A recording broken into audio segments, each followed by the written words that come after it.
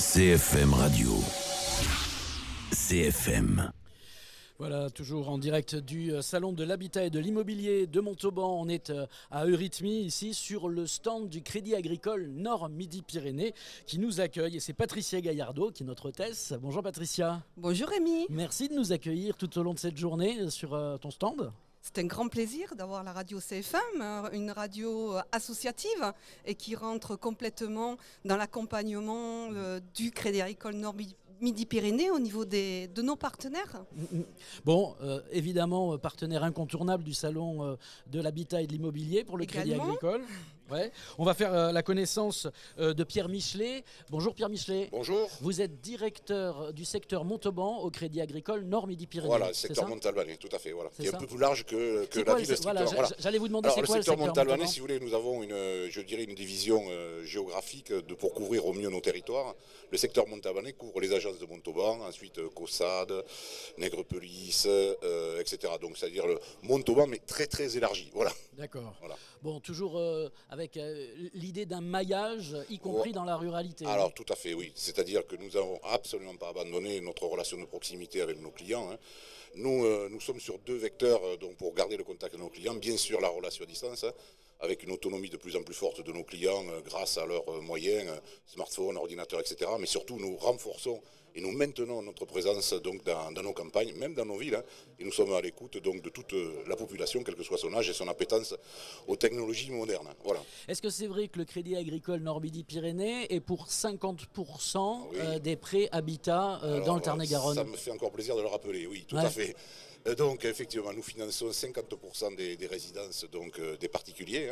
Alors, je dirais que notre impact est encore plus fort, parce que là, on parle de particuliers, dont 50%, mais nous finançons aussi, je dirais, tout l'essor économique des partenaires liés à l'habitat, c'est-à-dire des promoteurs, des maçons, tous les corps de métier, etc. Et nous avons une part prépondérante aussi dans le financement des professionnels liés à l'habitat. D'accord. D'où votre présence ici sur le Salon de l'Habitat et de l'Immobilier de Montauban. Voilà, tout à fait. Après, c'est une présence qui me fait d'autant plus plaisir, c'est qu'après cette période de Covid, nous reprenons petit à petit un contact physique donc avec nos clients, qu'ils soient de particuliers ou des professionnels, puisque sur ce salon, c'est justement l'occasion de croiser les deux. Voilà. C'est quoi la tendance en ce moment? Vous financez plutôt de la construction neuve ou plutôt de la rénovation et de l'habitat ancien? Alors, à aujourd'hui, c'est à peu près pareil. Par contre, la période Covid a amené quand même certains changements dans le panorama. Tout le monde a entendu parler du télétravail, quel qu'il soit. Alors justement, il y a eu une mutation qui a été apportée par cette nouvelle façon de travailler. Beaucoup d'urbains se sont, je dirais, déportés dans nos campagnes pour pouvoir travailler. Donc certaines résidences secondaires sont devenues carrément des résidences principales bis. Alors, l'envers du décor, c'est que ça a suscité donc une demande supérieure et donc forcément des prix qui sont légèrement plus hauts. Voilà. Ouais. Alors, légèrement pour le moment où à certains endroits ça a pris cher. Quoi. Voilà, quand je dis légèrement, je vais parler de moyenne. Voilà, effectivement. Mais nous intégrons effectivement ces différentes mutations et nous sommes toujours derrière nos clients pour trouver les solutions les plus adaptées, quel que soit, si vous voulez, leur lieu d'investissement. Voilà. D'accord. Alors on entend de plus en plus les banques durcir leurs conditions d'octroi de prêt. C'est le sujet à la mode en ce moment. Vous avez raison, mais on va remettre les pendules à l'heure. C'est pas forcément de l'initiative des banques. Ouais. C'est le domaine réglementaire qui nous contraint de plus en plus à limiter, si vous voulez, l'endettement. Voilà. Et notamment, on n'a jamais entendu parler autant du Haut Conseil à la stabilité financière, donc HCSF, qui a jusqu'à aujourd'hui donc donné des directives. Ces directives faisaient que on avait, si vous voulez, l'obligation d'être encore plus prudent avec les crédits que l'on faisait. Donc, si vous voulez, les taux d'endettement, ça veut dire quoi, être encore plus prudent? C'est-à-dire que les différents ratios qui sont pris en compte justement dans le cadre de l'octroi du crédit sont devenus encore plus contraignants.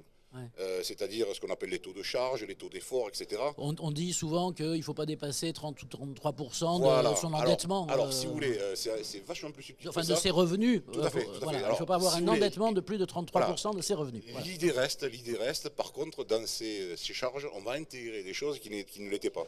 Notamment ce qu'on appelle l'ADE, l'assurance décès emprunteur, qui effectivement va venir majorer les charges et donc diminuer la capacité d'un emprunt. Voilà. Alors, je dois quand même dire que les investisseurs, pour leur résidence principale, sont quand même les mieux lotis, même dans cet environnement contraint, puisque chaque banquier a la possibilité, si vous voulez, d'accorder des mesures dérogatoires Et 80% de ces dérogations concernent la résidence principale. Voilà. C'est plus problématique, ou je dirais c'est une autre façon d'envisager, je dirais sur l'investissement locatif. Voilà, c'est plus l'investissement locatif qui est dans l'œil du cyclone que la résidence principale. Surtout, je veux dire, on est en résidence principale et primo-accédant, on n'a pas de souci à se faire. Voilà.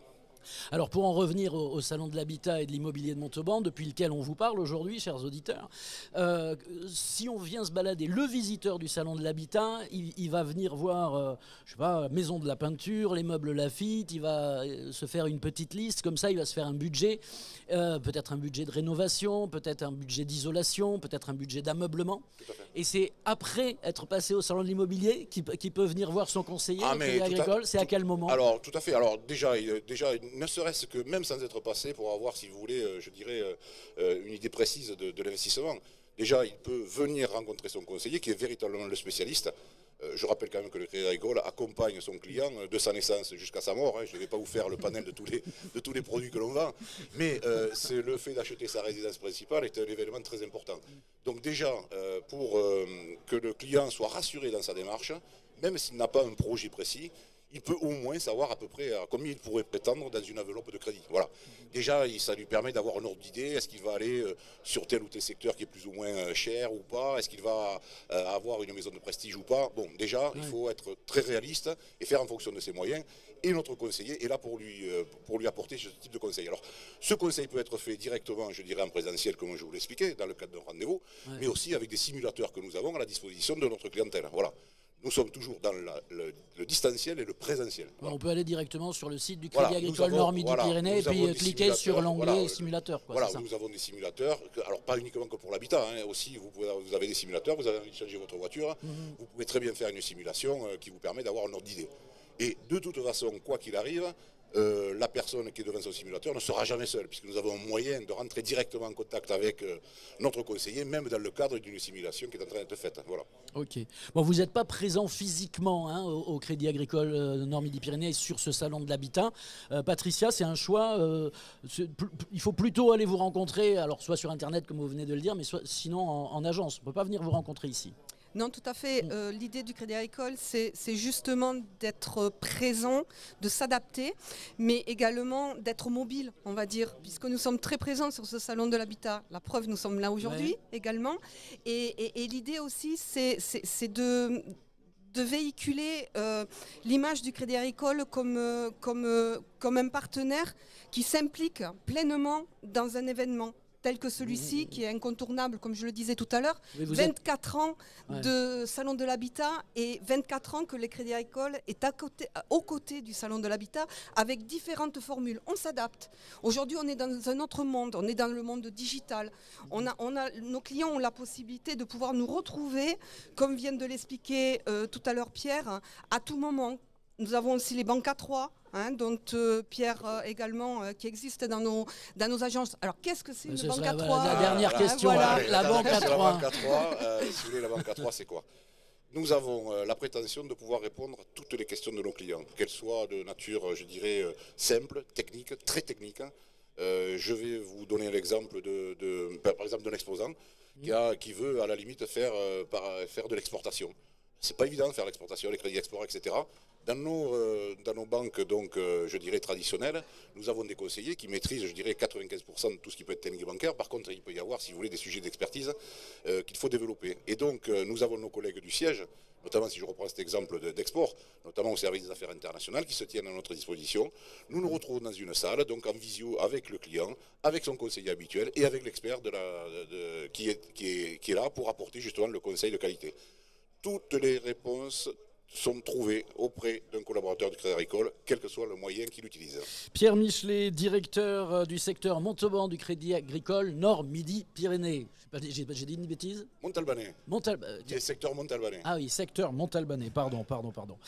Bon ben voilà, vous êtes là toute la journée. Patricia, tu vas être là, j'imagine, cet après-midi aux alentours de 16h, parce que je sais que tu es une fervente supportrice de l'USM. Ils n'ont pas fait un joli score hier soir, mais ils seront quand même là cet après-midi à 16h. D'avoir l'USM auprès de nous, puisque là aussi, on parle depuis tout à l'heure d'incontournable, et c'est vrai que Montauban vibre par rapport à son équipe. Merci. Merci. Merci Pierre Michelet, merci Patricia. Merci Rémi. On va rendre l'antenne momentanément à Jacques Nguégan qui vous accompagne en musique sur CFM Radio tout au long de ce samedi. À tout à l'heure.